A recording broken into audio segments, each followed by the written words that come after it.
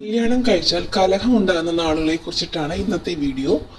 പൊതുവെ കല്യാണം കഴിച്ചു കഴിഞ്ഞാൽ മിക്ക ദമ്പതികൾക്കിടയിലും വഴക്ക് ഉണ്ടാവാറുണ്ട് അല്ലേ. എത്ര അഡ്ജസ്റ്റ് ചെയ്തു പോയാലും ചെറിയ ചെറിയ വഴക്കുകൾ ഉണ്ടാവാറുണ്ട്. അത് സ്വാഭാവികമാണ്. ഇതങ്ങനെയല്ല ഉദ്ദേശിക്കുന്നത്.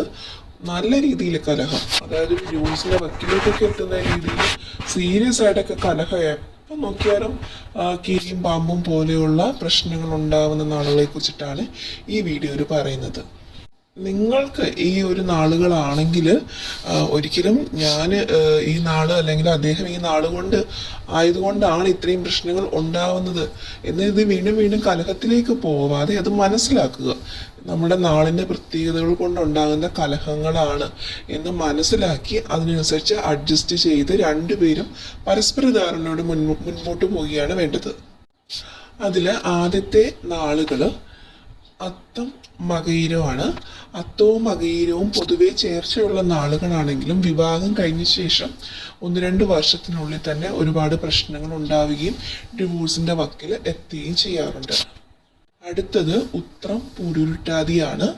അതും പൊതുവെ ജ്യോത്സ്യന്മാർ നോക്കുമ്പോൾ നല്ല നാളുകളാണെന്ന് പറയുമെങ്കിലും ഒരുപാട് പ്രശ്നങ്ങൾ ഉണ്ടാവാറുണ്ട്. ഈ പൂരുരുട്ടാതി എന്ന് പറയുന്നത് നല്ലൊരു നാളാണെങ്കിലും ഒരുപാട് നാളുകളോട് ഇത് ചേരാറില്ല. ഉത്രം, മകം, അത്തം, പൂരം, അതേപോലെ മകയിരം, അങ്ങനെ കുറേ നാളുകളുമായിട്ട് ഈ പൂരുരുട്ടാതി ചേരാറില്ല. അടുത്തത് ചേരാത്ത 2 നാളുകളാണ് ആയില്യവും പൂരവും. പ്രത്യേകിച്ച് മുന്നാൾ കൂടിയാണ്. നന്നായിട്ട് വഴക്കുണ്ടാകുന്ന 2 നാളുകളാണ് ഈ പറയുന്ന ആയില്യവും പൂരവും. കലഹം ഉണ്ടാകുന്ന മറ്റ് 2 നാളുകളാണ് പുണർദവും മൂലവും.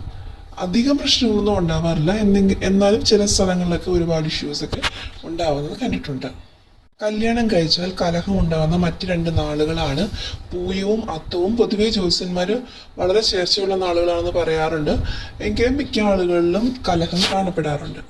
കലഹം ഉണ്ടാകുന്ന മറ്റ് 2 നാളുകളാണ് ഉത്രട്ടാതിയും അനിഴവും. ചേരാത്ത നാളുകളാണ്, പക്ഷെ നല്ല രീതിയിൽ ജീവിക്കുന്ന ആളുകളും ഉണ്ട്. എങ്കിൽ തന്നെയും കൂടുതൽ പേരിലും പ്രശ്നങ്ങൾ കാണപ്പെടാറുണ്ട്. അടുത്ത നാള് രേവതിയാണ്. രേവതി മൂലം, രേവതി അശ്വതി, രേവതി പൂരുരുട്ടാതി ഒന്നും ചേരാറില്ല. ഒരുപാട് പ്രശ്നങ്ങൾ ഉണ്ടാവുന്ന നാളുകളാണ് ഇവയെല്ലാം.